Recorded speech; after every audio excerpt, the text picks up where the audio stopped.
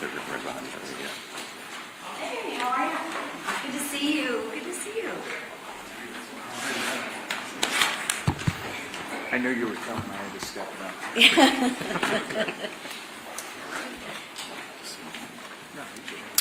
Well, good morning, everyone. Welcome to day 23 of the Democrat shutdown. And today, you all know, we have a special guest with us. We're delighted to welcome back to Congress U.S. Secretary of Transportation Sean Duffy. I enjoyed serving with him during my first few years here, and we're grateful he's serving our country in this very important position right now in these very challenging times. He's a very busy guy, but he'll give us a few minutes to give you an update here in just a moment.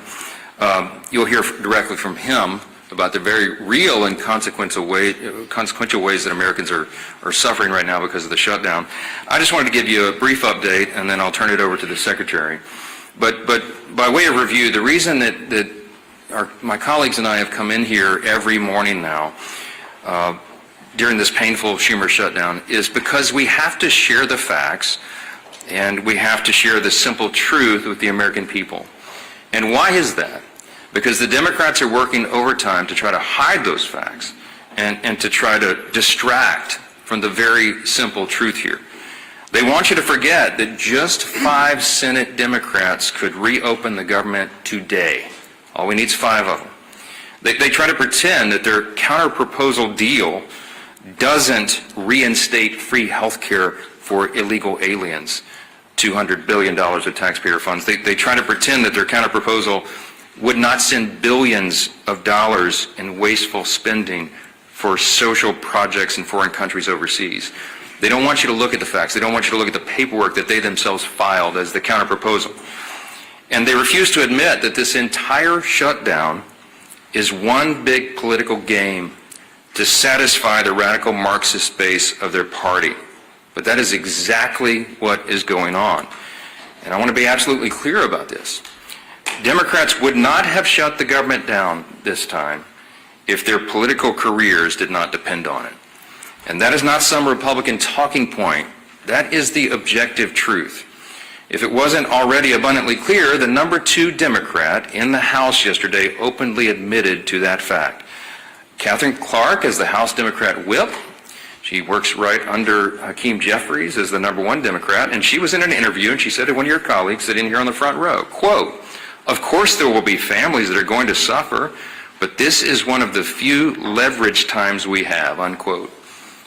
It's shocking to hear them say that out loud. By her own admission, she knows that the American people are suffering. Democrats know that millions of federal workers are desperate for their paychecks. They know that thousands of flights have been delayed. They know that SNAP benefits and nutrition assistance for women, infants, and children are in jeopardy for millions of American families. And yet, they don't seem to care. But you know what? Take heart, America. Take heart. Because all your suffering is for a good cause. It's for the Democrats' political leverage. That's what the number 2 Democrat said here yesterday. It is utterly shameful. The obvious truth is that only a Democrat could get away with saying such abhorrent things without the media batting its eye. I guarantee you, if the tables were turned, if the Republicans were the ones holding the country hostage and openly admitting to it, it would be absolutely explosive. It would be wall-to-wall coverage, and everybody in this room knows that. Every single mainstream media outlet, every newspaper in America, every single day would have that on the top fold as the big headline. But of course, that's not what's happening right now. Coverage of all this has been sporadic and almost every time spun to try to somehow favor the Democrats who have put us in this mess. Democrats own this. They've said so themselves, and you just have to listen to their own words. Don't listen to us. Chuck Schumer himself said infamously, "Every day of the shutdown gets better for us," meaning the Democrats. And then you had the Democrat whip here say yesterday, openly admitted, they're holding the country hostage for their political leverage. They're perfectly fine with that. They're perfectly okay with real pain being felt by real Americans as long as it helps their political agenda as they see it, as long as they can force $1.5 trillion new dollars in spending on America and get illegal aliens back on health care funded by U.S. citizens. That's their counter-proposal. And largely, so many in the media are turning a blind eye to that. Well, as I said earlier, we've stood up here every day and talked to you about some of the terribly harmful effects that the Democrat shutdown is causing on Americans. We talked about troops at risk of missing their next paycheck. The nutrition assistance for women, infants, and children is under threat. Now, SNAP benefits will not be sent to those who truly need it. But there's another very important group of federal employees that we want to highlight today because they also aren't getting paid, and the consequences are being felt around the country. Air traffic controllers, some people call the policemen of our skies, they have been showing up at work without pay. And news reports have suggested that these men and women are seeking outside employment just to keep their families afloat. Some of them are working these long shifts, and then they're hopping in a car and driving for Uber, or they're delivering for DoorDash all night. And you just have to think about what a heavy thing that is. These men and women have one of the most stressful jobs in America. They cannot be 99.5% accurate or 99.9% accurate. They have to be 100% accurate 24 hours a day, 7 days a week. And now they're being forced to work longer hours, take on multiple jobs, and maintain the same level of excellence, again, all while Democrats hold their paychecks hostage. This is what one air traffic controller said in their own words in an article, quote, "The financial anxiety doesn't just hurt morale, it directly affects safety. When someone responsible for thousands of lives a day is worrying about whether they can pay rent or feed their kids, focus suffers. Controllers were already underwater with pay and staffing before the shutdown, and now we're drowning," unquote. As a reminder, and this is pretty ominous, but you remember the article a few days ago where the Democrats were quoted saying they won't reopen the government unless, quote, "planes are falling out of the sky," unquote. We pray to God it doesn't come to that, obviously.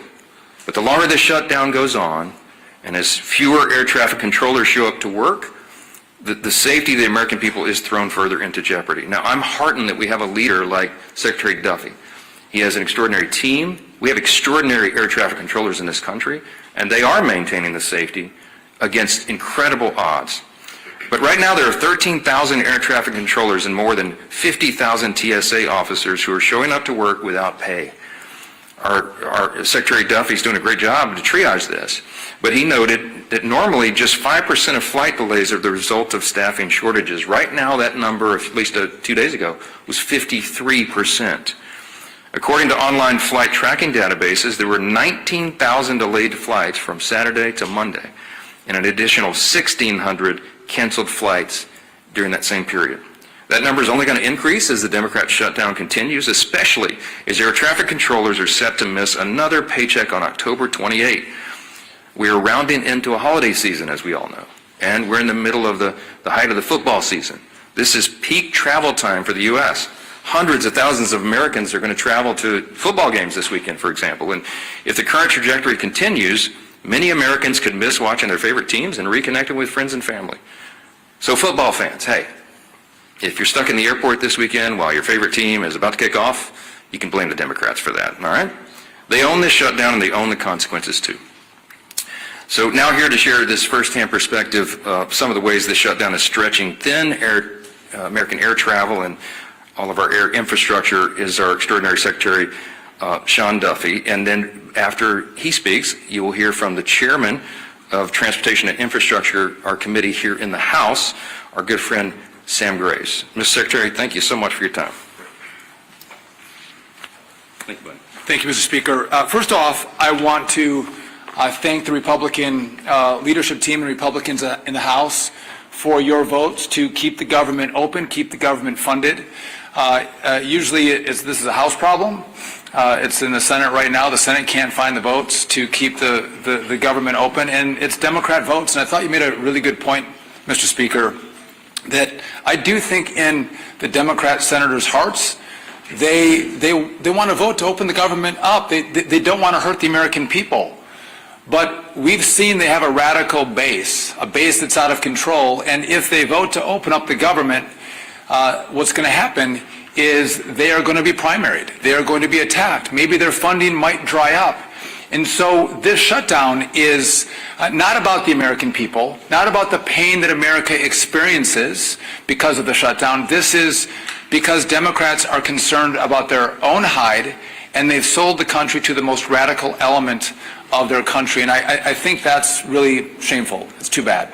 I also want to thank the Congress, and led by Sam Graves. Many of you have seen what's happened with our air traffic control system. It's old, it's antiquated, it's safe, but it has to be massively rebuilt. We need a new system, and I want to thank the House for leading that effort. We've asked for $31.5 billion. We got a down payment of $12.5 billion to begin that really important work. Before the shutdown, we have crafted our teams in a way that can keep that work moving forward. It doesn't stop during the shutdown because, again, 6 months from now, you all won't care that Democrats shut the government down. You'll want to know what the results are and the progress of building this new system. So that is still operational. But I do want to talk about air traffic controllers for a moment because I think this is incredibly important. They're angry. I've gone to a number of different towers over the course of the last week to 10 days. They're frustrated. They're frustrated that the Congress is focused, at least in the Senate, on paying for health care benefits for illegals as opposed to paying their paychecks for the great work that they provide to the American people. That makes them angry. You've seen, as the Speaker mentioned, across the national airspace, we see there's certain centers or TRACONs or towers where we'll see a lower staffing. When we have lower staffing, what happens is you'll see delays or cancellations. But it's not one tower, it's not one TRACON, it's not one center, it's maybe one center one day, it's a TRACON another day, it's kind of moving throughout the national airspace. But it's causing disruptions. So a week ago, last Tuesday, air traffic controllers got 90% of their pay because that paycheck came from most of it for the work they did in September. So they got most of the money. Next Tuesday is the first paycheck that they will not receive for the work that they did in October. And to the Speaker's point, we have air traffic controllers who work more than 5 days a week. They work 6 days a week to make sure they can cover air travel throughout the country. And so if you have a controller that's working 6 days a week but has to think about how am I going to pay the mortgage, how am I going to make the car payment, how am I going to put food on my kid's table, they have to make choices. And the choices they're making is to take a second job. Well, I don't want my air traffic controllers to take a second job. I want them to do one job. I don't want them delivering for DoorDash. I don't want them driving Uber. I want them coming to their facilities and controlling the airspace. But they're having to make decisions about how they spend their time to make sure they put food on their table, feed their kids, and support their family members. I want to make one other point really clear. Some have asked about safety, or you maybe ask me if I'll let you give me some questions. Safety is paramount for us. And so if we don't have the staffing levels in a tower, TRACON, or center, you will see us delay traffic. You will see us cancel flights. Because I want you to get to where you're going. I want America to get to their destination and get there safely. And it's not moving as many flights as possible. It's moving as many flights as possible safely. That is our mission. That is our number one goal. And if we can't do that, you'll see the flights come down. You will see the delays and you'll see the cancellations. One other problem that I want to address that we're seeing now in the shutdown, you've seen that we don't have enough air traffic controllers. We're 2,000 or 3,000 air traffic controllers short. And so what I've done is I've developed a plan to supercharge air traffic controllers into our system. The President said, bring in the best and the brightest, young men and women to work in this space, which is what we've done. We've shortened the timeline from testing to get into to our facility where we train our air traffic controllers in Oklahoma City. Shorten the timeline. Get the best and the brightest. The highest test scores come in first. And that's what we've done. It's going to be a multi-year process to make up the shortfall that we have in the system. But I'm getting word now from Oklahoma City where I have young air traffic controller students who are now telling me, what the hell am I doing? Why am I going to take this job? They're thinking about leaving the academy, smart young men and women, because they don't want to work for a system that won't pay them, that doesn't guarantee them a paycheck. And their paychecks are at risk. We pay those controllers as they go through the academy. We don't pay them a lot of money either. They rely on that. And when that money doesn't come, it creates not just disruptions for when Democrats in the Senate decide to forego the crazy left and actually fight for America. That's problems that ricochet in the months and the years to come. And I think it's important that we tell that story because if we don't, I think that you can give the Democrats a pass. We have to talk about the real consequences of what this shutdown does, talk about who we're fighting for, and why this matters to, again, open up your government. Open it up. It's easy. And then sit down and negotiate. Have a conversation. But to allow the radical element in the Senate to hold America hostage, I think would be shameful. That's not how we operate. We don't negotiate when that is the structure set by Democrats. So I'm all in favor of making sure this funding comes. Let's open it up. Let's have a great conversation. Let's figure out where we go forward. And I think that would be the most common sense approach. But I'll just tell you this. I want to reiterate, we are all about safety. And we will make sure we work every day on that part of our job. But again, I can't guarantee you that your flight's going to be on time. I can't guarantee you that your flight's not going to be canceled. It's going to depend on our air traffic controllers coming in to work every single day. And again, my message to them is, one, thank you for coming and working. We appreciate that. Come to work, even if you don't get a paycheck. We need you to come to work. But if they do not, we'll know whose fault it is. And I just want to say, as I introduce Sam Graves, Sam has been a champion in the airspace. The industry loves him. No one has done more to drive this reform of how we build a brand new air traffic control system, thinking it through, driving it through the Congress, making the sales pitch than Sam Graves. And I couldn't be more grateful for his friendship and partnership. And so I think Sam is going to go right now. And again, I appreciate the leadership team here as well. Even guys from Minnesota are okay too. So thank you. Thank you guys. Thanks, Mr. Secretary. As chairman of the Transportation Committee, I do want to point out what has already been pointed out, and that is our skies are safe.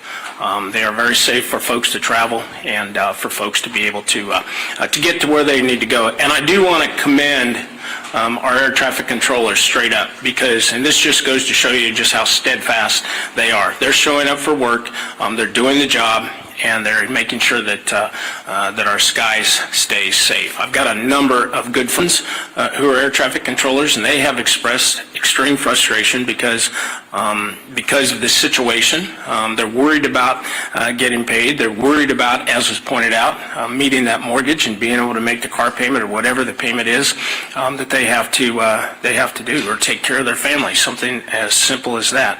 I do want to commend the Secretary and the President for filling all of the open seats at the Academy in Oklahoma City. They hit their quota of 2,000 new air traffic control students that are learning, and I want to commend them on increasing the pay for students going to the Academy. It's needed, and it's also needed to be able to attract the best and the brightest that are out there. As the Speaker pointed out, this is political gamesmanship on Senator Schumer's part, and it's unfortunate that he's weaponizing the air traffic controllers and he's weaponizing families as we get into the holiday season when it comes to those delays that will ultimately probably happen and the cancellations that are probably going to happen. And as the Secretary pointed out, we need to remember who it is that is causing this and why they are causing this. This is political games. All we need to do is pass the clean CR so we can move forward and then talk about these things that need to be talked about. So, thank you. Mr. Leader. Thanks.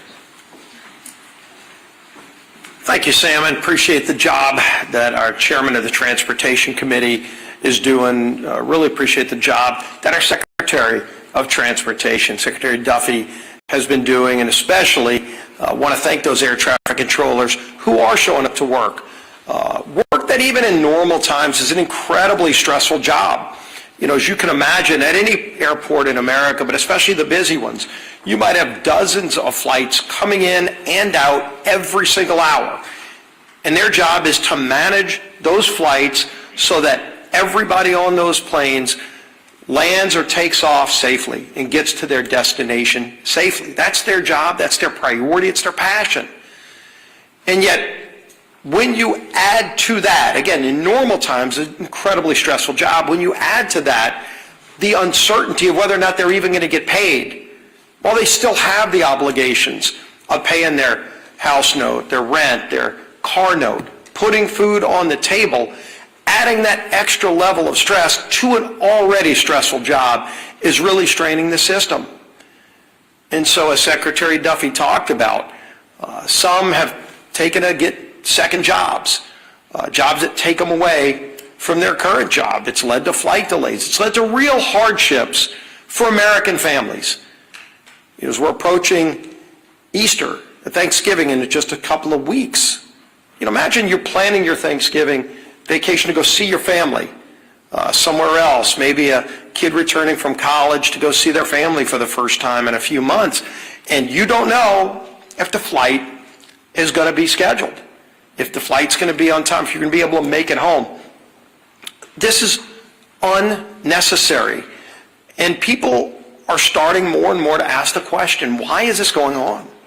Why do Democrats continue to vote no? Not on a bill that solves all of our differences, a bill that just keeps the government running, puts the food on the table of those air traffic controllers while we negotiate our differences. That's all we're talking about, a clean CR, bill that just lets us keep the government running while we still negotiate the big differences we have. And more over the last few weeks, you've heard Democrat senators say it out loud while they're casting no vote after no vote after no vote. Hundreds of times, by the way. Over 600 times, Democrats in Washington have voted to shut the government down. Think about that. Over 600 times between the House vote, the Senate votes over and over again, as if it's just some repetition.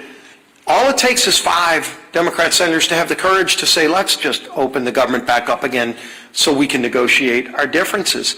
But they're starting to say publicly what we've said out here, what they've been saying privately, is they're scared to death of their far left radical base. That's why the Democrats did it. It has nothing to do with policy differences. That's what we can negotiate when the government's open. And everybody knows that. And so why are they doing it? And here we go. And you heard the speaker talk about it. But you had the House minority whip. Quote, shutdowns are terrible, of course. There will be families that are going to suffer, but it is one of the few leverage times we have. Leverage.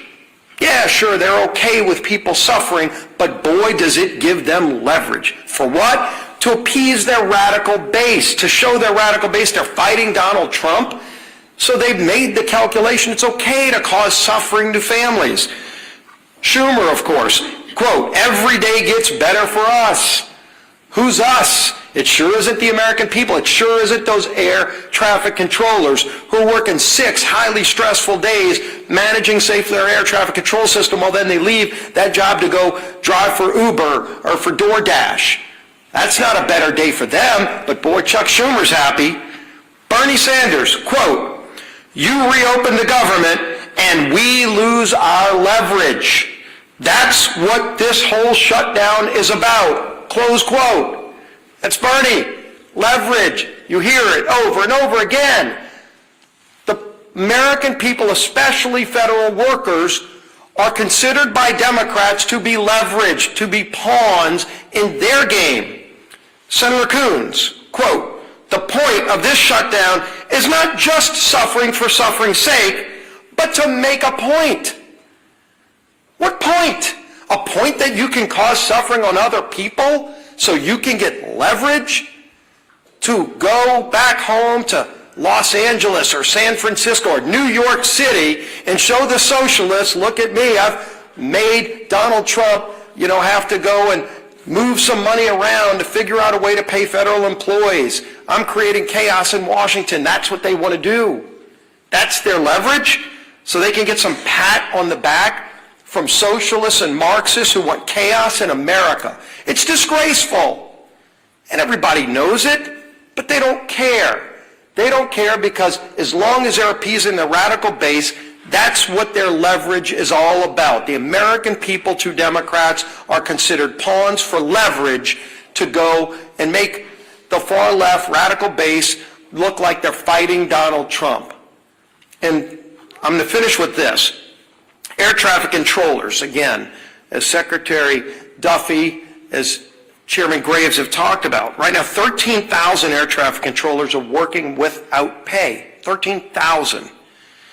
Some of our air traffic controllers who work 6 days a week, or you've heard it, driving Uber, doing all these other things. Nick Daniels, the president of the Air Traffic Controllers Association, said, quote, "To think that somehow we can live with, you'll get paid eventually, that doesn't pay the controllers. That doesn't pay the mortgage. That doesn't pay gas. That doesn't pay the food bill."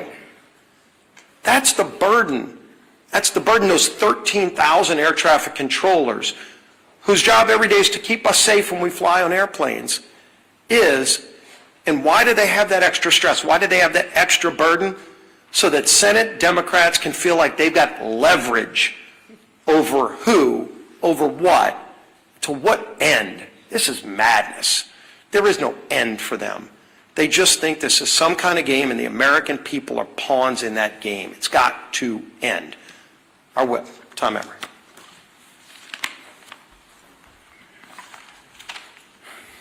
Shutdowns are terrible. Of course, there will be families that are going to suffer. We take that responsibility seriously. But it is one of the few leverage times we have. You've heard that 3 times now.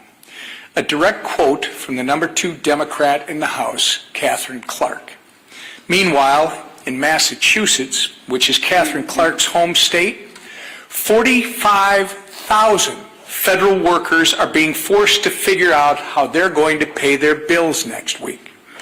More than 1 million SNAP enrollees and 123,000 women, infant, and children who require nutritional assistance, they're going to be impacted, Catherine. Telehealth services and a home hospital program have been put on pause. Tens of thousands of travelers who come through Massachusetts airports are at risk of experiencing flight cancellations and delays, as you heard from the Secretary this morning.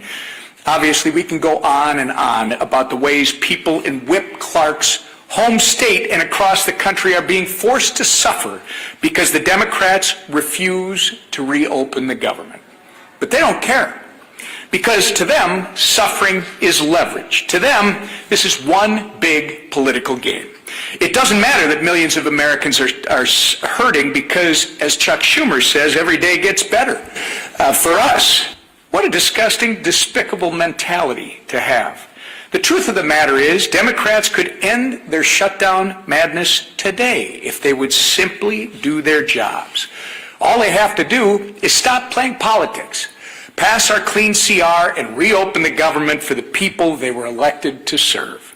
We're going to continue giving them opportunities to do the right and reasonable thing. The question is not whether they are able. The question is whether they are willing. I hope they come to their senses soon. But until then, we're going to hold them to account, and we expect everyone in this room to do the same. Lisa McClain.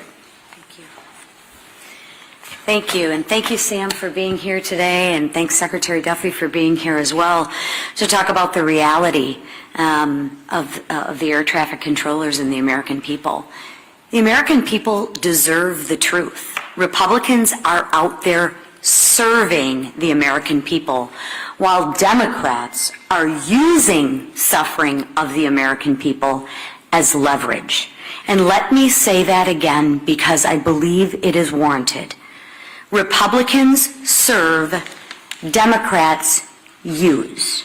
And you don't have to take my word for it. I know you've heard it, but I need to say it again because I was on a news station this morning, and when they played Katherine Clark's comments, the question to me was, why are Republicans so upset about it? Why are Republicans upset about it? Everybody should be upset about it. I mean, this is what she said, the second highest ranking Democrat in Congress. This is what she said yesterday.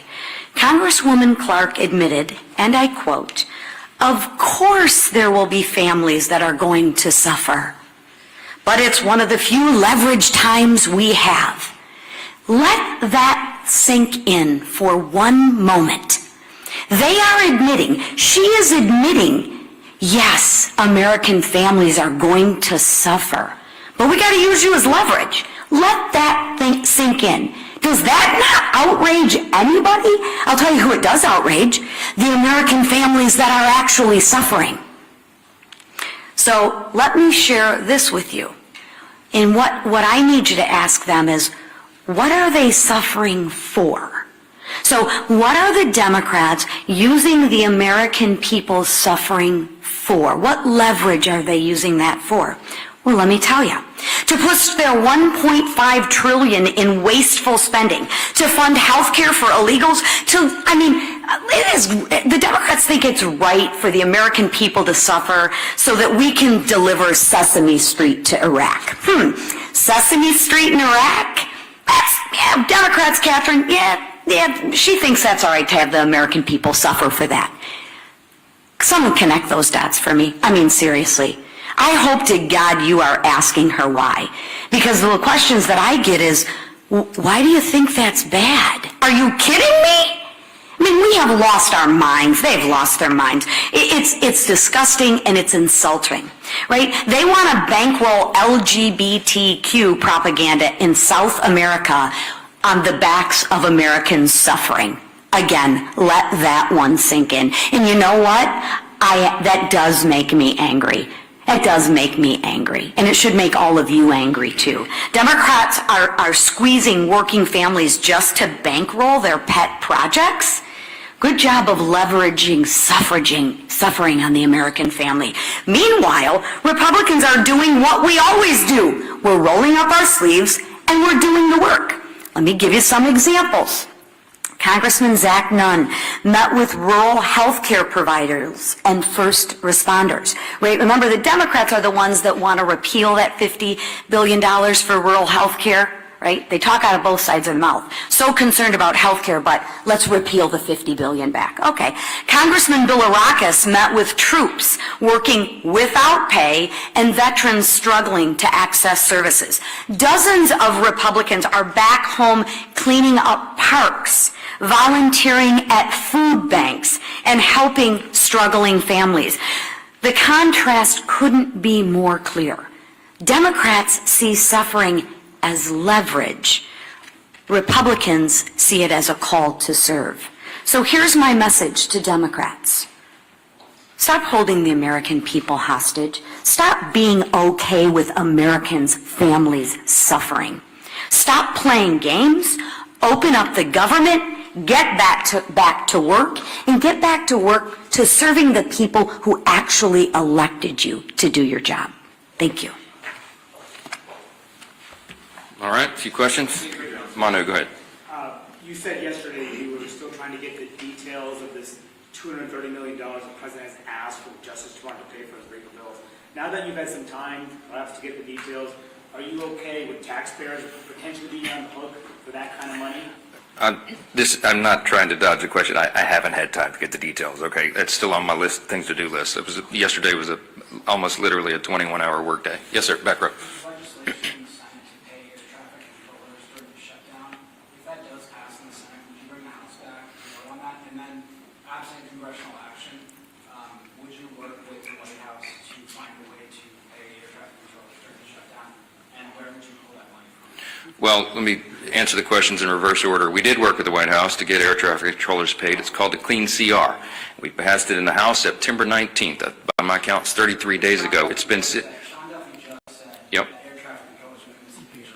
Yes, yes. They're trying to find, the White House has bent over backwards to mitigate the harms to the American people. We got WIC funded by bootstrapping a 1930s era statute regarding tariff revenue. He found unobligated funds in the R&D accounts at DOD to get the troops paid in the middle of October. But we're running out of resources. They're running out of creative ideas, and there is not an existing pot of money that could cover the air traffic controllers' salaries right now. And so that is why we have to get the government reopened. Again, every Republican has voted repeatedly to do that very thing, to pay everyone and make all this madness stop, and the Democrats have now voted 13 times to keep the government closed. With regard to your first question, there will be a measure on the Senate floor today that Leader Thune and the Republicans are desperately trying to make sure that all these people are covered. They want all essential workers and all these categories to actually get their paycheck, even if the Democrats keep the government shut down. We are told that the Democrats have vowed to vote no on that measure. So they will not vote today. That's what we understand to be the case. They will vote against restoring paychecks to troops, Border Patrol agents, air traffic controllers, TSA agents, and all the rest. And it's unconscionable to us, but again, it's another step in their political game as they're using all of these people, hardworking Americans and their families, as leverage for their political purposes to cover their own tails with the radical left. Chad. If it's so important to pay the air traffic controllers, you said you want to see what happens in the Senate. Why wouldn't you commit right now and say, we're going to have the House back in session and we're going to vote? Because you know as well as I do, sometimes when one body moves something, it gives emphasis to the other body. Well, no, I don't know that. We just demonstrated it's not true, Chad. We passed the CR to get everybody paid. If I brought everybody back right now and we voted on a measure to do this, to pay essential workers, it would be spiked in the Senate. They're going to show you this afternoon that they would spike that bill. So it would be a waste of our time, and it would take the pressure off Chuck Schumer to get his job done and open the government again. This is what's so infuriating to us. Yes, sir. You said yesterday that this needs to be assessed on a day-by-day basis. Now we're on day 23. Has the needle moved at all during the last 24 hours, and what's it look like the next week or so? Well, look, we do assess it day by day, hour by hour, because if you remember, the original CR was going to extend and allow 7 additional weeks for us to finish the appropriations process to November 21. Well, now they've eaten up, the month of October, and we're getting closer and closer to that deadline, and so it is something that we take into account. It's a day-by-day evaluation. I will tell you that appropriators are working right now, even though we're not on the House floor, and they're preparing the next batch of bills, and there's discussions going on at the leadership level and among appropriators across chambers and across the aisle, because they're serious people that understand we have to do serious work, and so we continue to evaluate it. But our plea today is to the Democrats: please, 5 centrists in the Senate, do the right thing. You know what the right thing is. Play the tape. You can find a floor speech or media interview with every single Democrat in the Senate. Every single one of them have given impassioned speeches. We could come up here in lieu of a press conference and show you their own words where they say that this should never happen, that it would be harmful to the country and harmful to people, and now they're saying they don't care. They know better. They know in their hearts this is wrong, and we're asking them to stop it. Back row. Last question. Speaker Johnson, Louisiana and a lot of other states have warned SNAP recipients they won't get benefits next month. Yep. Reportedly, some Republicans are considering a bill standalone on that. If they did pass it, would you be open to doing so here? If the Senate passes the bill, then the House will address that. I talked to my Governor Jeff Landry in Louisiana, who greatly laments. We have lots of SNAP recipients in our state, as we do in many others. And you're talking about, I think it's 42 or 43 million Americans rely upon that vital service. And it's unconscionable that they would be held at bay and held as leverage on this. That's the pain that Chad Perkam asked Whip Clark yesterday, the pain that American families would suffer. And she said, yeah, it's regrettable, but hey, this is our time of leverage. We just let their own words speak for themselves. We're not for that. The Democrats are. I'll leave you with this thought. Republicans have now voted 13 times to open your government. The Democrats have voted 13 times to close it.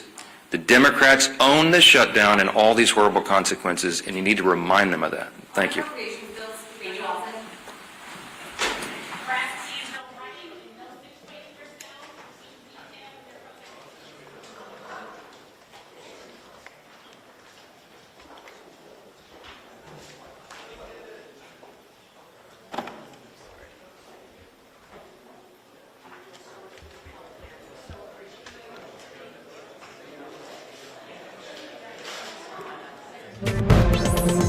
This time, if their political careers did not depend on it. And that is not some Republican talking point. That is the objective truth. If it wasn't already abundantly clear, the number 2 Democrat in the House yesterday openly admitted to that fact. Catherine Clark is the House Democrat whip.